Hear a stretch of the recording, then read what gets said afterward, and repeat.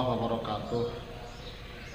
Ya Al-Mukarram, Bapak Tuan Guru, yang ingin bertanya tentang beberapa hal yang sangat mengganjal di hati tiang. Yang pertama, langsung saja, betulkah Tuan Guru, orang yang tidak mengetahui isim rohnya, nama roh sendiri, tidak bisa wusul atau sampai kepada Allah Subhanahu wa taala dengan zikir-zikirnya atau wirid-wiridnya. Yang kedua, betulkah untuk bisa wusul atau sampai kepada Allah Subhanahu wa taala itu kita harus terlebih dahulu terkoneksi dengan roh kita, dengan jiwa kita.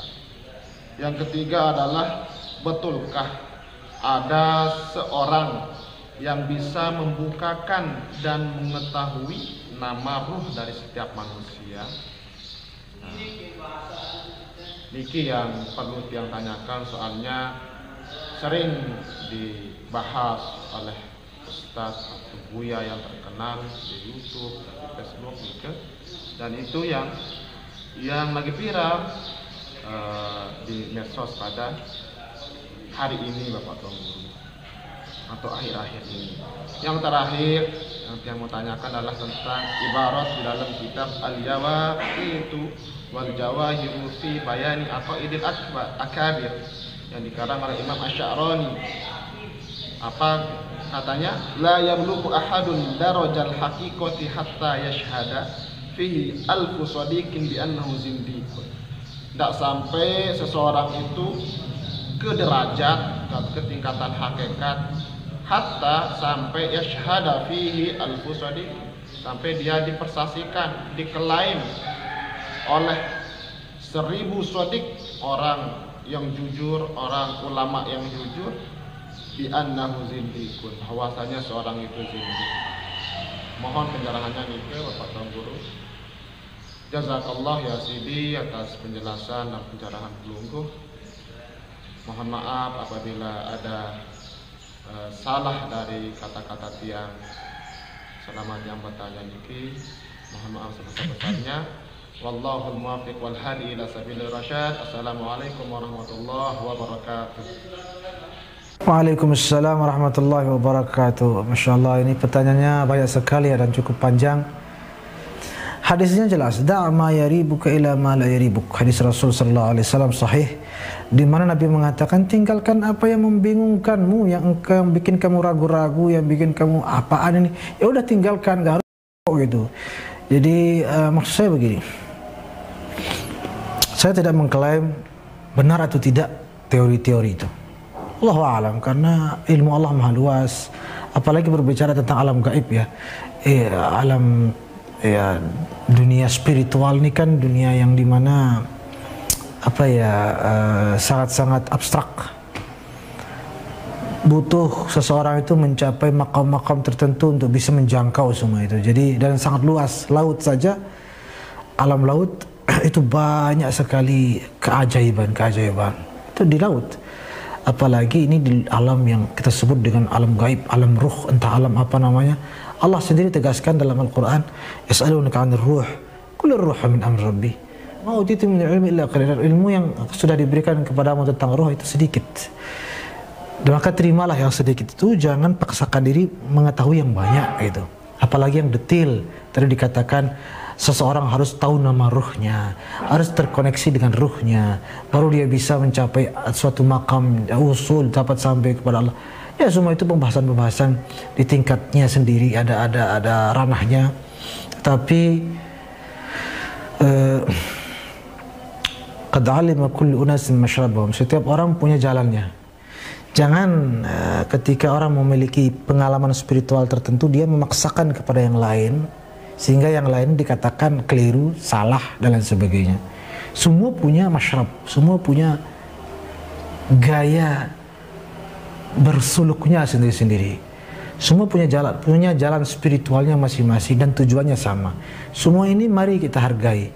Jangan kemudian ada yang mengatakan, oh ini yang benar, yang lain itu salah. Yang begini saja baru benar. Nggak bisa begitu. Apalagi ada klaim, kalau tidak tahu nama ruhnya, maka dia entah apa tadi dikatakan, nah itu tidak sudah berkali-kali kita mengaji dengan para ulama-ulama kita, para aulia kita. Banyak sekali literatur-literatur yang diwariskan, ditinggalkan oleh para ulama besar kita seperti Imam Ghazali, Imam Qushairi, Imam Junaid, Imam Ibn Athaillah Sakhan, dari para wali-wali besar. Gak ada yang membahas-bahas kalau tidak begini maka akan begini, ya, karena jalan menuju Allah itu banyak sekali. Jalan pintas menuju Allah juga banyak sekali, jangan dibatas-batasi. Salah satu jalan seperti dikatakan tadi mungkin dengan mengetahui semua, tapi membatasi begitu saja tidak boleh seperti itu. Tapi kita hargai, tidak kita membenarkan, tidak kita salahkan, karena kita tidak punya tentang itu.